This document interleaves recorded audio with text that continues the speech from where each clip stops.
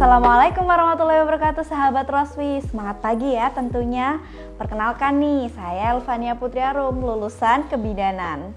Nah, hari ini saya akan membahas nih tema tentang program kehamilan dari Rosvi. Nah, penasaran kan? Yuk kalau penasaran, simak berikut ini. Sahabat Rosvi tahu nggak sih tentang program kehamilan ini? Nah, jadi program kehamilan ini adalah salah satu cara untuk para pasangan untuk mendapatkan keturunan. Bisa dengan pemeriksaan nih, bisa melalui dokter. Nah, untuk pemeriksaannya kita diskusi nih, kira-kira apa sih yang harus dibutuhkan setiap pasangan? Adakah masalah pada wanita ataupun prianya? Nah, ketika diskusi itu, kita dapat nih untuk memulai program kehamilan. Selain untuk program kehamilan, kita juga bisa nih untuk mendeteksi adakah masalah pada organ reproduksi kita. Jadi pada saat program kehamilan tidak ada kendala untuk mendapatkan keturunan. Sahabat Rosvi mau tanya nih, kira-kira menurut kalian menunda kehamilan itu boleh nggak sih?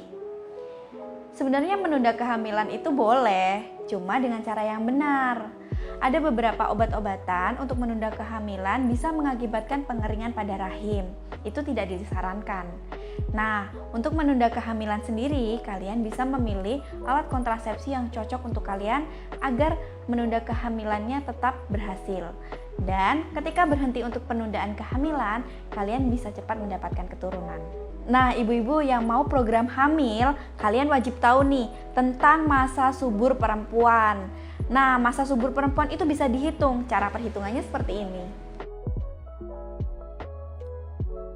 Nah, selain bisa dihitung, kita juga bisa melihat dari dua hal, lendir serviks dan suhu basal. Apa sih lendir serviks sama suhu basal? Nah, lendir serviks ini bisa menentukan nih, apakah si ibu-ibu ini lagi masa subur atau enggak. Cara melihatnya, lihat deh, coba waktu ibu menggunakan celana dalam pasti akan ada seperti keputihan kan? Lihat keputihannya bentuknya seperti apa? Jernih atau kental? Kalau jernih, encer, seperti air, dan putih itu tandanya ibu lagi masa subur. Tapi kalau ibu merasa kental terus dipegang seperti tidak putus, berarti ibu masih tidak subur. Jadi kalau untuk program hamil seperti encer, seperti air itu cocok untuk dilakukan berhubungan. Nah, selain itu ada suhu basal nih Bu. Nah, suhu basal ini dari suhu ibu yang awalnya 36 bisa naik nih menjadi 36,6 atau bahkan lebih. Dimana di situ ibu akan merasa kayak anget badannya, di situ ibu lagi masa subur kayak gitu. Nah, untuk faktor yang mempengaruhi kesuburan itu bermacam-macam sahabat Rosvi. Mulai dari usia, berat badan, terus hormon. Nah, terus kebiasaan yang buruk ini juga bisa mempengaruhi tingkat kesuburan. Karena apa? Salah satunya nih rokok. Rokok ini dapat merusak kesuburan karena akan menjadi hambatan ketika sperma masuk ke dalam tuba falopi. Selain itu, rokok juga bisa mengakibatkan keguguran. Jadi kalau misalkan para perempuan nih sering mengkonsumsi rokok, ini sangat tidak baik untuk kesehatan reproduksi kalian. Apa sih tujuan masa subur itu? Nah, masa subur ini bisa membantu untuk kalian para pasangan-pasangan yang ingin mendapatkan keturunan. Karena pada masa subur ini, kalian bisa melakukan hubungan sehingga pertemuan antara sperma dan induk telur itu dapat mudah karena pada fase subur tersebut. Nah, kalian pasti penasaran nggak? Gimana pola hubungan seksualnya pada saat program hamil? Banyak ahli menyarankan semakin sering berhubungan itu semakin baik.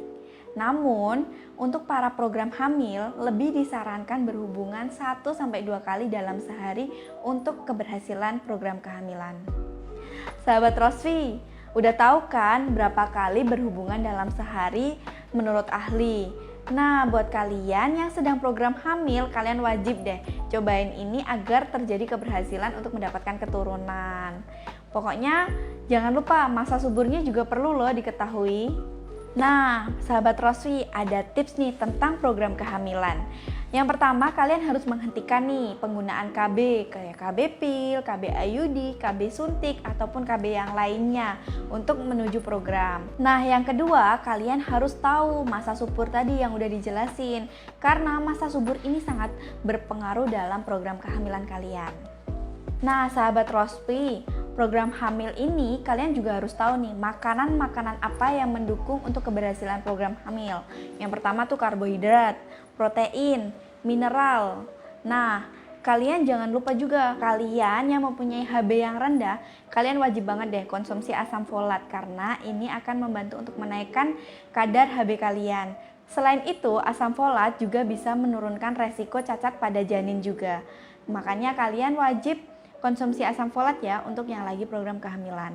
Nah, sahabat Rosvi yang lagi program hamil, kalian wajib tahu nih namanya Rosvi. Ini tuh berbagai macam kandungannya. Ada manjakani, kayu rapet, kayu putih, daun sirih, kacip Fatimah, dan kunci pepet di dalam kandungan Rosvi ini. Selain itu, kalian cocok banget nih konsumsi Rosvi ini. Buat kalian yang lagi program hamil, cukup konsumsi 1 saset aja dalam 1 hari dan diminum pada malam hari.